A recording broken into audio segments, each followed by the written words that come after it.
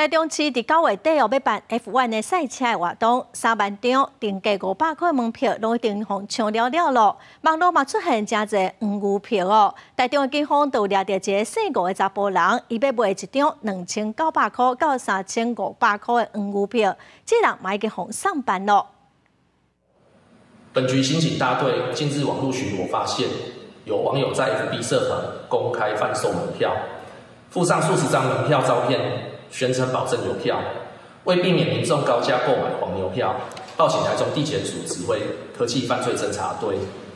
经掌握住在新竹市区的吴姓男子涉嫌将一张原价500的门票，哄抬价格高达一张2900到3500进行贩售。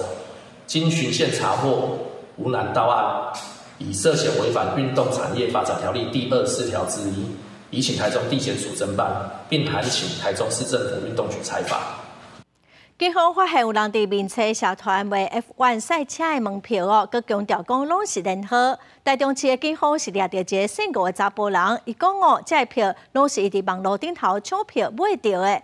也毋过，这个嫌犯是无讲伊到底是抢偌济张票，已经卖出几张票咯。警方嘛怀疑讲背后应该佫有人，佮会扩大追查。